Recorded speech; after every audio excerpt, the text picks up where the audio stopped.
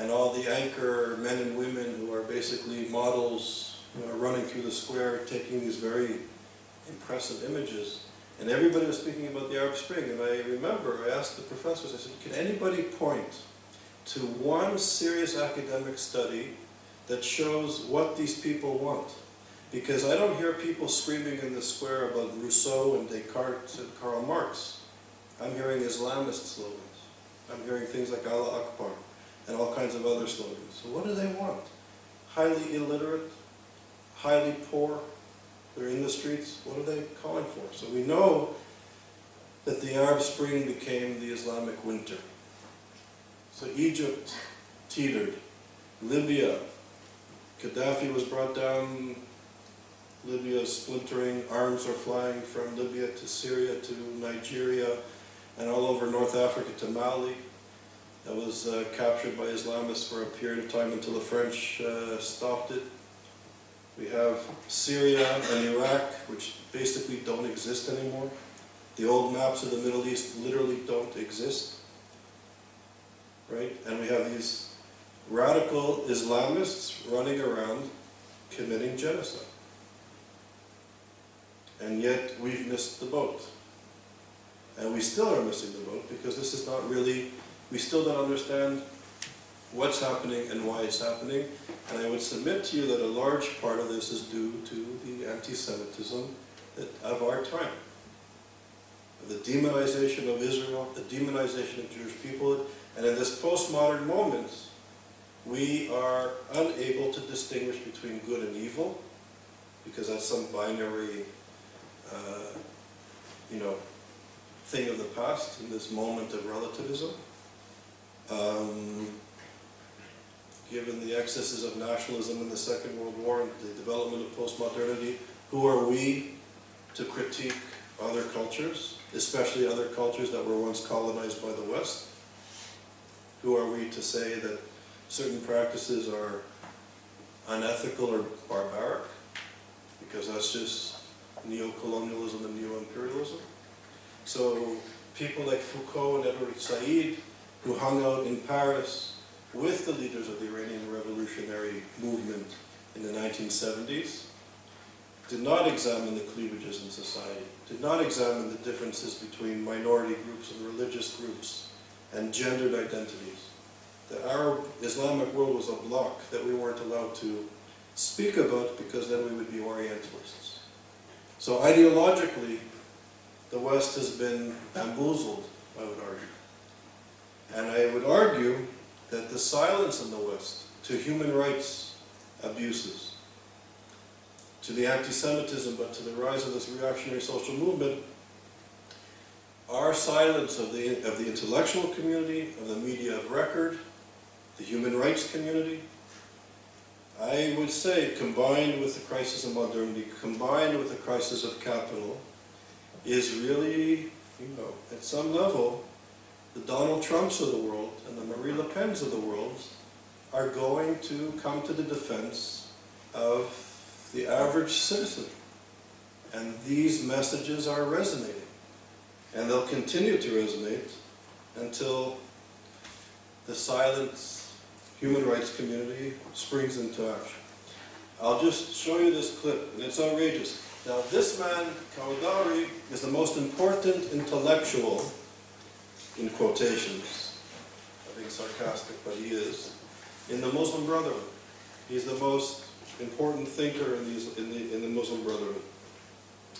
He was the founding director of Islamic Studies at Oxford University and was on their board of trustees until a couple of years ago. Now, this is what the leading intellectual, the man of religious authority, what he says goes. And this was the founding member of the Oxford Islamic Studies Department. But, money is money, so here we go. Is this how he got the position? Well, Through money? I'm sure. He's now living in Kuwait, Qatar, and the Qatari Investment Authority, the Qatari Foundation funds the Muslim Brotherhood, as well as many institutions in the West.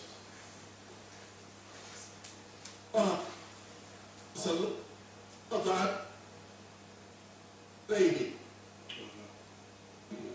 طوال التاريخ من يؤدبهم نتيجة إفسادهم؟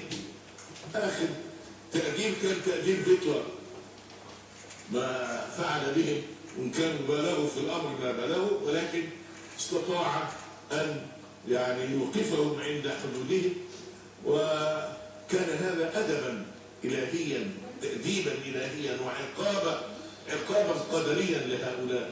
والمرة القادمة إن شاء الله ستكون على أيدي المؤمنين. ما أتمناه في ختام كلمات هذا أن يهيئ الله لي في ختام حياتي فرصة للذهاب إلى أرض الجهاد والمقاومة على كرسي متحرك، فأطلق رصاصة على أعداء الله اليهود، ويطلقون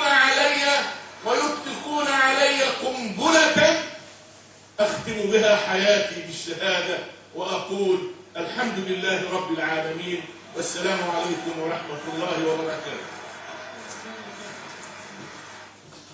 So, Where are these weekend days? this is in Egypt near when the uprising was going on. Not in Oxford. Not in Oxford. It was not Although, but university. this was in Egypt.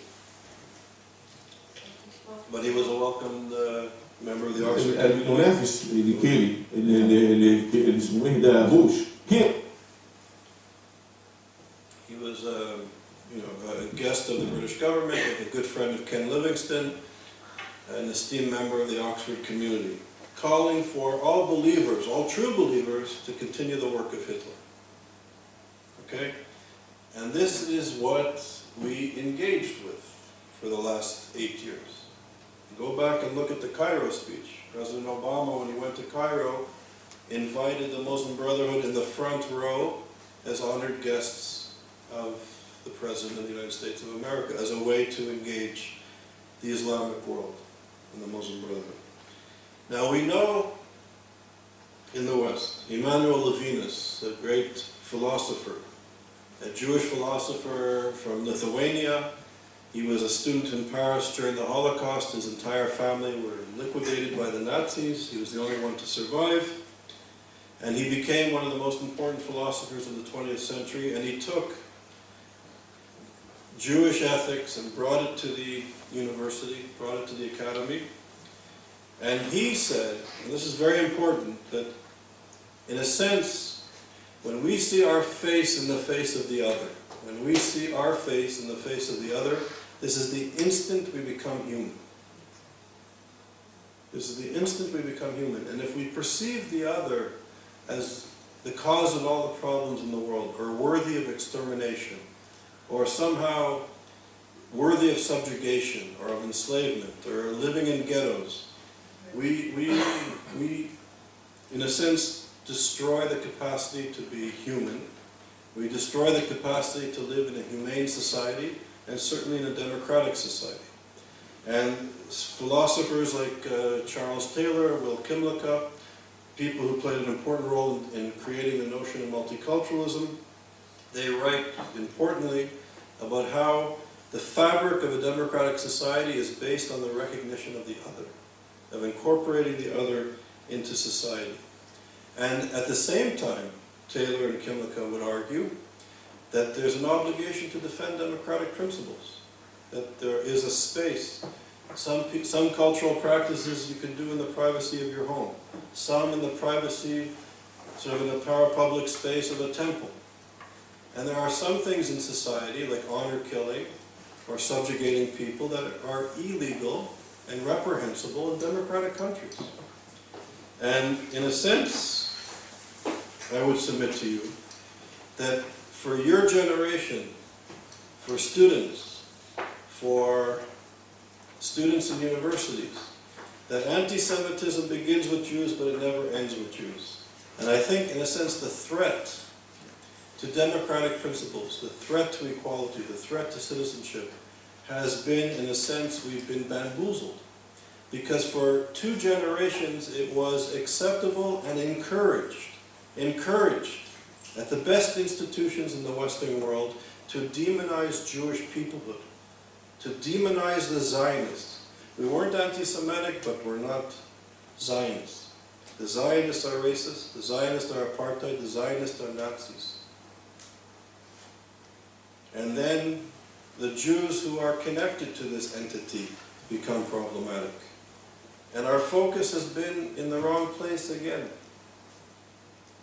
And we're faced, for the young people here, we're faced with very serious challenges. How to remain humane, to recognize the other, and at the same time, unabashedly, without fear, without hesitation, to defend democratic principles. To defend the notion that every citizen should be and ought to be equal under one legal system, regardless of their gender, of their religion, of their race, of their language, of their income, and to defend those practices.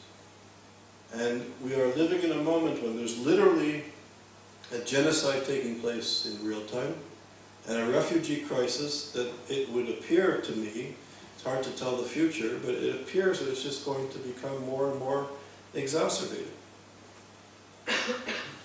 The Iranian government regime that's now being funded by the West, by the P5+1, is entering Mosul.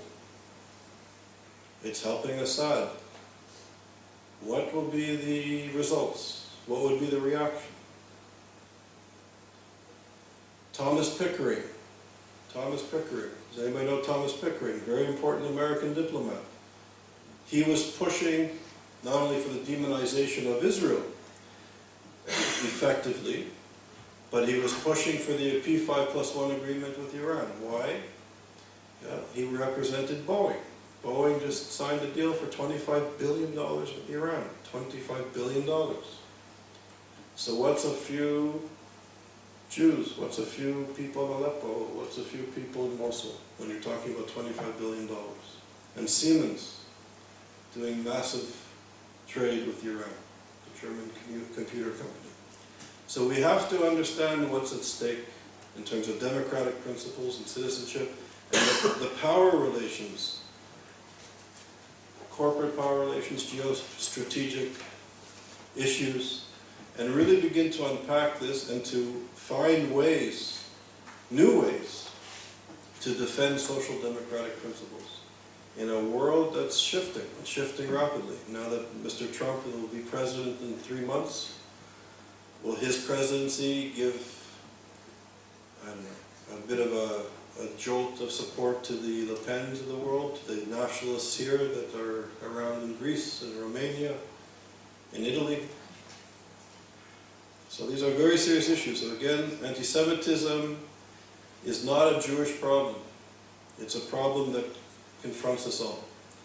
And I think we need to really understand contemporary anti-Semitism and to understand the general challenges, the human rights challenges and the social democratic challenges that confront us. So thank you for listening. I'd be very happy to take questions or comments from you. Right, so you referred to your speech that the West is being silent towards the violations of human rights happening in radical Islam. So my question is there a strategy or a way that you can somehow impose human rights, or you can stop such violations without, in fact, making them more furious, the radicals? So it's a good question. So at one level, I don't have an answer. I don't know, to be honest. At another level, I think we have to understand this ideology and how they perceive the other, be it women or Baha'is or gay people or Jews, whatever it is, and how they understand democracy. And I think those of us who are educated in liberal democratic principles should find ways to confront it. In my generation, as Glenn was saying, I was active in the anti-apartheid movement. And my generation, we fought apartheid. We fought. We got them out of the investments out of our universities, out of our countries, and it was sort of this mass protest movement, cultural movement, there was music, there was politics, and the anti-apartheid movement succeeded because the apartheid regime was a racist government that was demonizing and segregating and subjugating millions of African people, and the world said it's enough. And we were successful to some extent, at least politically successful. Economically, it's another issue. But South Africa is free politically. Maybe not economically, but there was progress that was made. Could you imagine if the President of the United States today, or in the 1990s, would offer the South African apartheid regime $150 billion of support? Can you imagine the backlash? Could you imagine if the President of the United States said, racism in South Africa isn't really an issue, it's about trade and economic development, but racism is not an issue? Obama said that, yeah, the regime is anti-Semitic, but there's higher and more important things to deal with than anti-Semitism. So people are calling for a genocide, and we're supporting them. So what are the implications, forget politically, morally and philosophically? How do we, as students, as scholars, as intellectuals, remain silent? So I'm not a military strategist, but all I know is if I read the works of Emmanuel Levinas and Charles Taylor and Will Kimlicka and all these social theorists that deal with the ethics of how to see and perceive and treat the other, all I know as a social theorist scholar is that if we demonize the other, if we dehumanize the other, this will result in bad things. It will result in subjugation, segregation, conflict, and even genocide. That we know. So as educated people, what do we do? And I don't have an easy answer, but I think this is a question that we need to ask ourselves, and we need to ask our community. What do we do? This is a growing movement that subjugates the other. They're violent. There's a genocide taking place. There's 15 million refugees from Syria.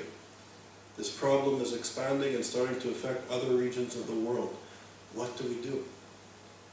We just had an administration that wouldn't even speak to the subject, because if they spoke to the subject, it was racist. So if you speak to this issue, you're demonized as being racist. 500,000 people dead, 50 million refugees, and if we speak about it, it's politically incorrect. What are the implications for free thought and free speech? So these are, I would say that these are very important questions, and as Elie Wiesel said in 2003, he said that we're living in a time of great urgency, and that he has never been so afraid for the reemergence of anti-Semitism and reactionary politics. And then he went on to correct himself, and he said, no, we're not living in a time of great urgency, we're living in a time of a great emergency.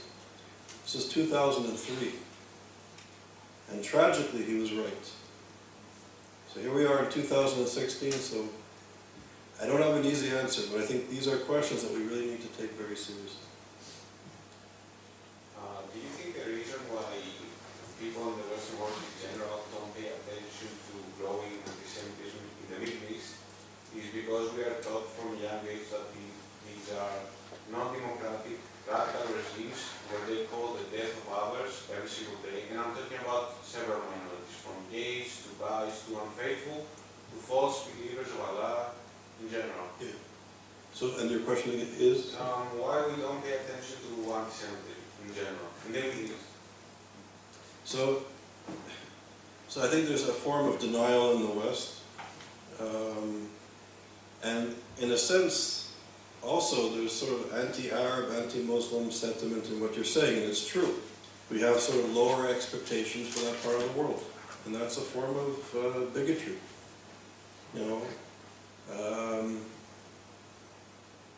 A woman in New York City should have the same rights and freedoms as a woman in Gaza, and as a woman in Tehran, and as a woman in Aleppo.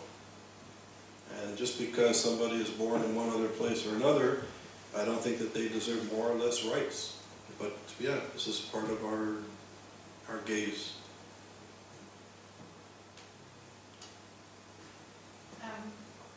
So you talk about democracy. But if you think about our Western recent successes in democratization. So we went into Iraq in 2003. We destroyed Gaddafi, right, in 2011. And we'd very much like to get rid of Assad, yeah? To quote Clinton, Assad must go, yeah? Right. And in all of these, okay, the urge was to bring democracy and get rid of the bad guy. Now, need I say more? Yeah. Yeah. So, obviously, huge questions there, but I'm also asking you to think that if we'd let Saddam stay, if we'd let Gaddafi stay, if we let Assad carry on doing, which was probably the most successful Arab country in terms of its minorities, wasn't it? Syria. There were huge, 10% Catholic Christians, 1% Jews, yeah, Alawites, Shias, Sunnis lived, okay, the Yazidis, okay, the Kurds, okay, problems with the Kurds.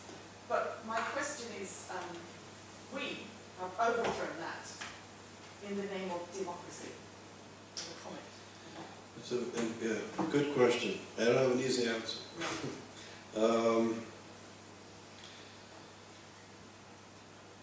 So I think I'll kind of work backwards. So I think what the Bush administration did in Iraq was not just topple Saddam Hussein, which may have been or may not have been successful in and of itself, I'm not sure. But what the coalition did was just to destroy the state and its apparatus. They destroyed the entire civil service. They eliminated the military, the police, and chaos reigned. So it was misguided at best. And it resulted in horrific death and destruction. I think more than 1 million people were killed in that war. And then Obama was sort of elected as a reaction to that failed policy. And in a sense, I think he's kind of gone the other extreme. He's sort of sitting back and watching the death and the destruction that's taking place. The red lines were crossed over Syria. They were going to stop Assad, but if they use chemical weapons, they're using chemical weapons, and they were never stopped by the West. So they're the kind of anti-interventionists. And we know in philosophy that every action has ramifications and implications, and every non-action also has equal effect. And I think perhaps both administrations have made mistakes. I was careful to say democratic principles, but also humane societies. And I think there's traditions in other parts of the world of humane governance. So I don't think it has to be kind of a Western democratic regime that has to be imposed upon people, but I think we have to take a stand to promote at the very least, humane principles, and to stop this ideology philosophically, politically, and if need be, with force. That's my position. So I think it has to be stopped, just like the Nazis have to be stopped. This is an ideology that is calling for the extermination of people. And I think we need to take a stand. And what's happening in Aleppo, what's happening in Syria, it is a moral travesty. It's a political travesty. It's a travesty. But we caused that. Well, maybe I think I'm actually, I don't know if we caused it, but we've certainly played a role in it, right? At the least. But then that's not the moral argument. There's a genocide taking place as we speak. We can, flip on this internet and we can watch it happening tonight. What do we do? And even I don't agree with you, but I agree with you partly, but I don't agree with you fully. But let's say even if you're 100% correct and we caused it, whatever we used, let's say we caused it. There's something happening now that needs to be stopped. Because we did something terrible 10 years ago or yesterday, we shouldn't be involved in I don't know. I think that one of the things that I think that we've learned from the Holocaust is that we can't be innocent bystanders. We have to do something. And there's implications in not doing things, and there's implications in doing things, but I think we have to put an end to this somehow, or do something. I think there's a moral imperative when people are being liquidated to stop it, to try to stop it, to speak out, to stop it. And yeah.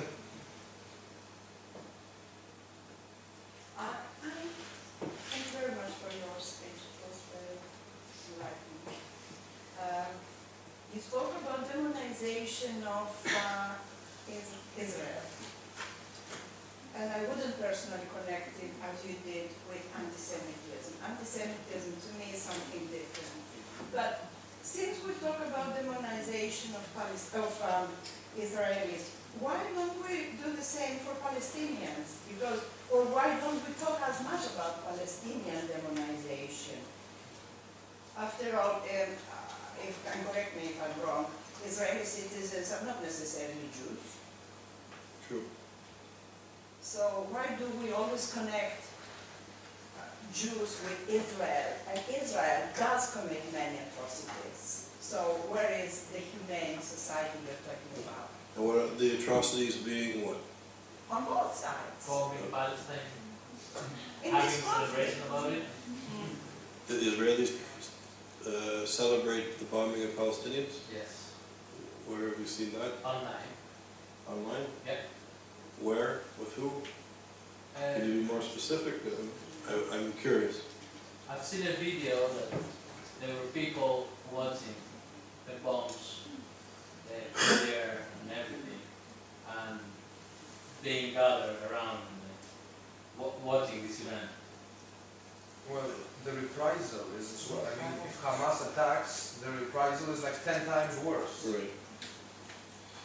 Okay, so these are good questions. So first of all, I'll speak about a study, and I should have made the connection stronger. There's a very strong connection between the demonization of Israel and anti-Semitism.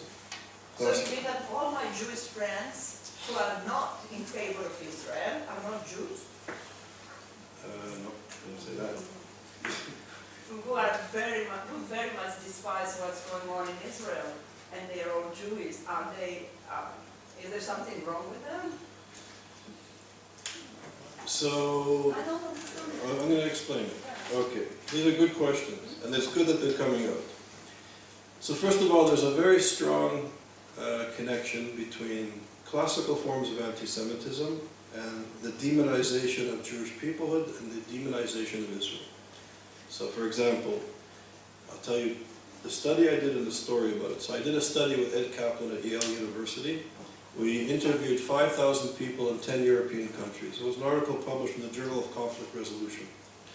And we asked them a series of questions about classical forms of anti-Semitism. Jews control the world, they're unethical in business, they stick together, they assimilate too much, all the standard classical.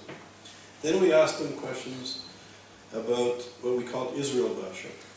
So questions like, the Israeli Defense Forces intentionally shoot children. The Israelis poison water of Palestinians. A bunch of Israel's an apartheid state. Extreme statements. And we did this in 10 countries. What we found was the level of anti-Semitism and the level of Israel bashing, not anti-Zionism but Israel bashing, was relatively low.